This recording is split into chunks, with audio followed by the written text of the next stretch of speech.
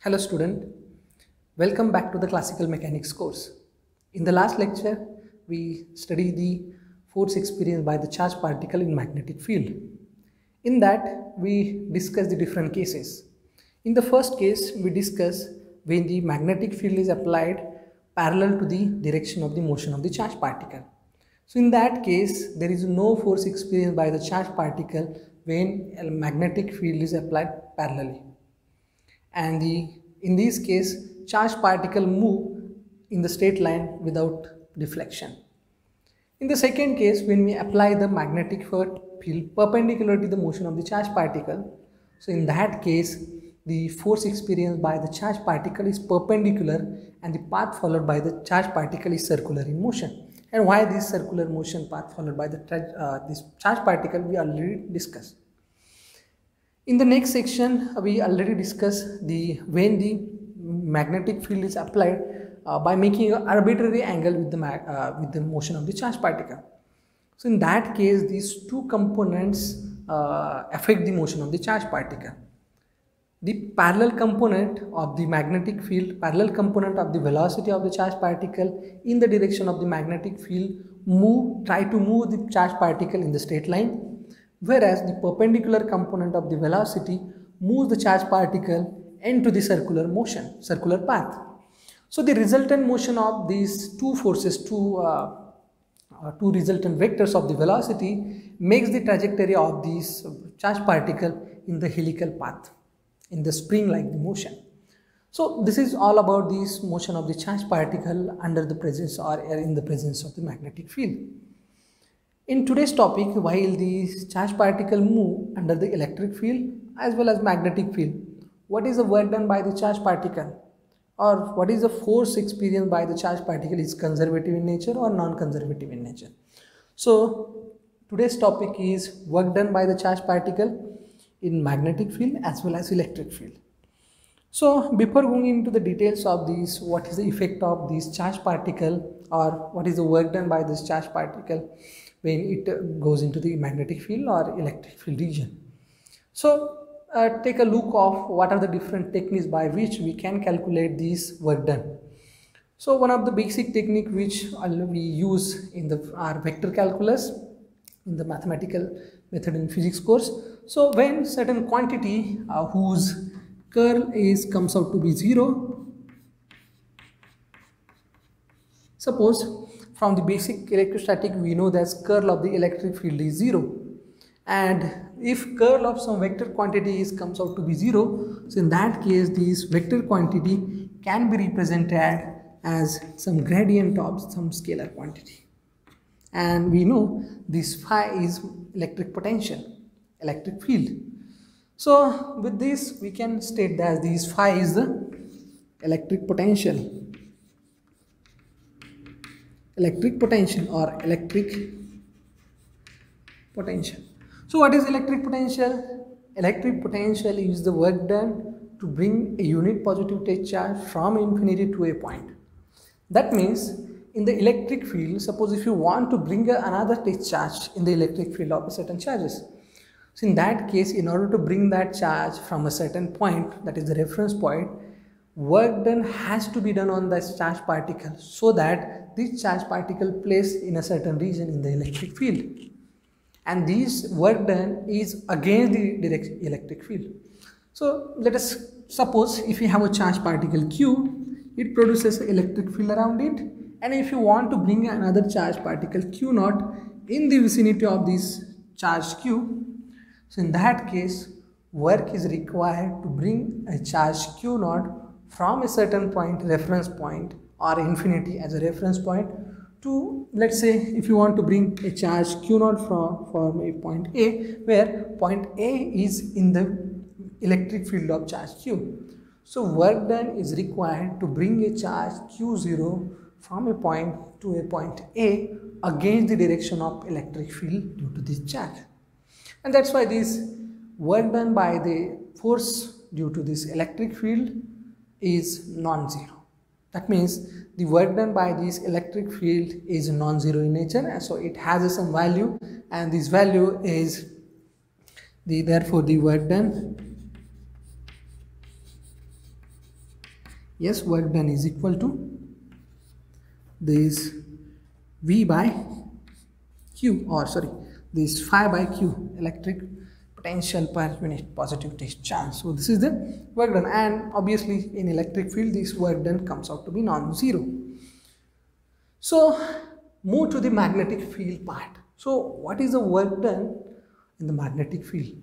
What is the work done by this charged particle when charged particle move into the magnetic field region? So use another technique to find out this work done by this magnetic force. So again using Lorentz equation. So Lorentz force equation in magnetic field. Yes, what is the formula for Lorentz force? So F bar is equal to Q into V cross B. So in presence of magnetic field we have this Lorentz force equation. Suppose this is equation number 1, and another equation from Newton's second law of motion. Newton's second law of motion. Yes, F bar is equal to, again, yes, M dV by dt. So this is equation number 2, and from this same procedure followed we earlier, from equation 1 and 2, from equation 1 and 2. So if we combine these two equations, we'll get this M dV by dt is equal to Q V cross B. Okay, so this is equation number, let's say, 3. So if we multiply both sides of the equation 3 by velocity vector, so using some mathematical arrangement, so let's look at whether this RHS as well as LHS remains constant or is changing. So take a dot product of this velocity vector V bar on both sides. So if you take a dot product on both sides of the equation 3, let's look at what are the changes occur in these equations. So M as it is, so dV by dt is equal to, again, in both sides we have to take these dot products, so remaining quantity as it is, V cross B.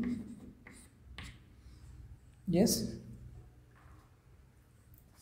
So since the mass is constant, so mass is not changing with respect to time, so I can write this mass, since the mass is scalar, so I can write it outside this bracket. So resultant equation is comes out to be M into V dot, this is dot product, so dV by dt, and the same sense this Q is again scalar, so I just write this V inside this bracket and Q is outside this bracket, so Q into V bar dot V bar cross V bar. So look at this equation, V bar dot V bar cross V bar. So similarly, so if we analogous this equation with the equation, let's say, suppose if we have a vector A bar dot B bar cross C bar, so what is this? Scalar triple product. Yes, scalar triple, and we can write this scalar triple product in terms of these matrices or determinant, we can say. Okay, so if this is scalar triple product,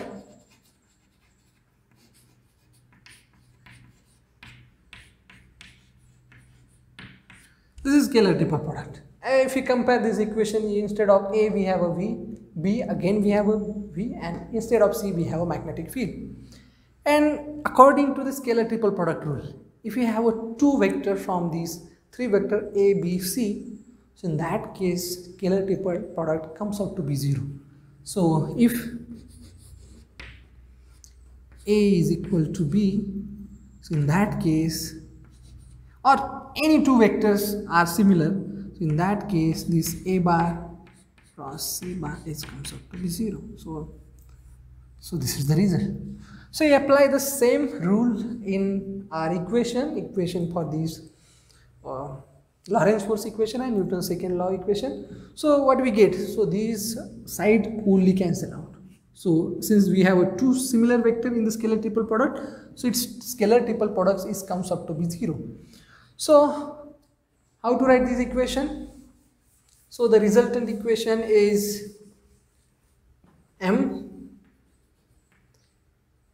yes v bar dot dv by dt, and this term goes away because scalar triple product of these two similar vectors comes out to be 0.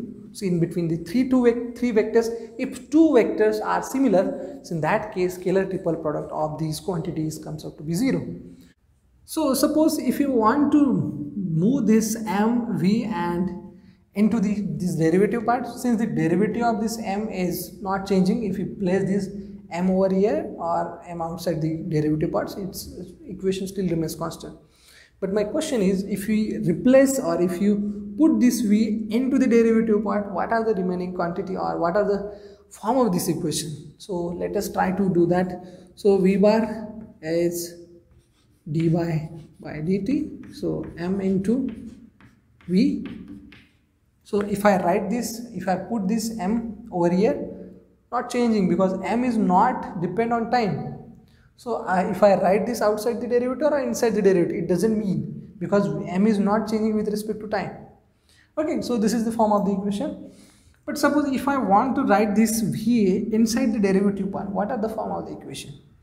So that this term or this form of the equation still remains constant.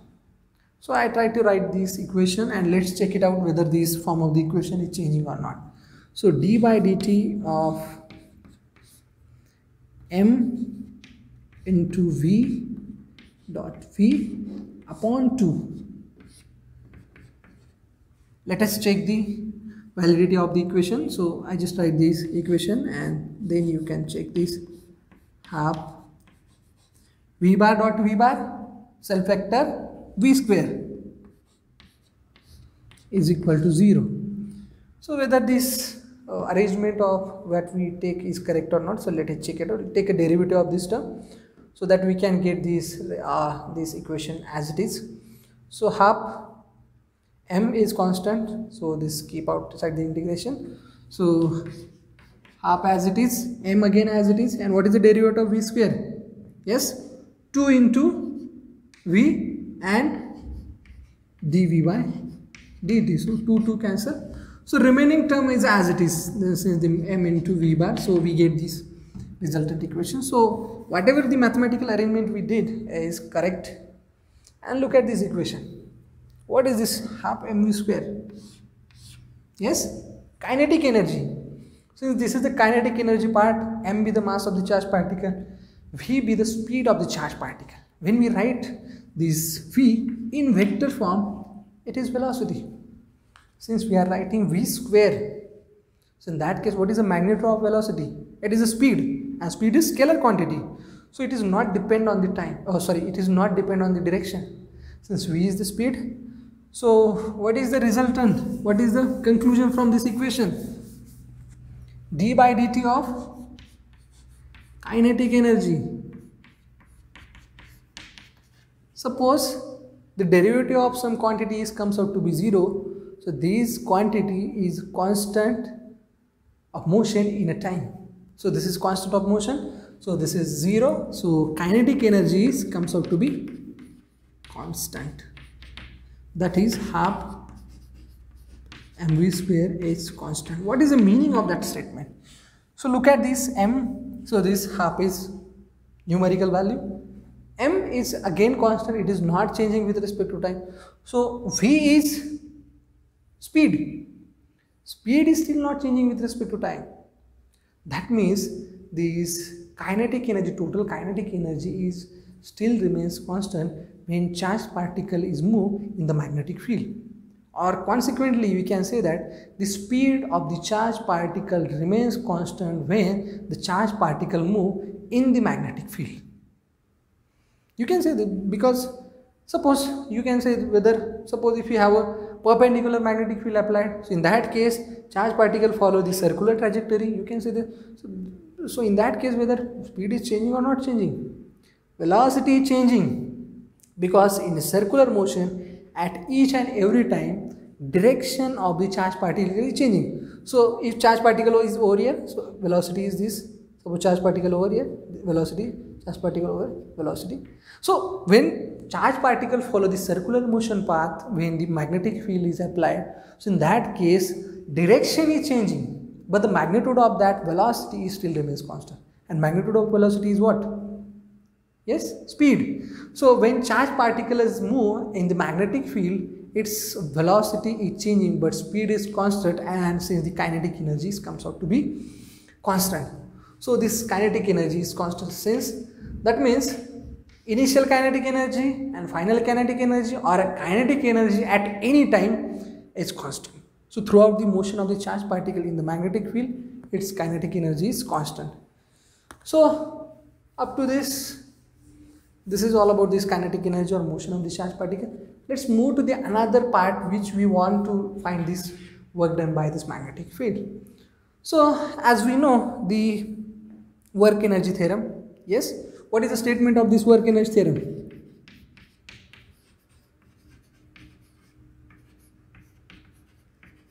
Yes, work energy theorem is work done by the particle is nothing but work done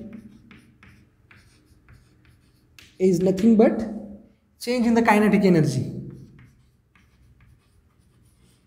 Change in kinetic energy. So this is the statement of work energy theorem.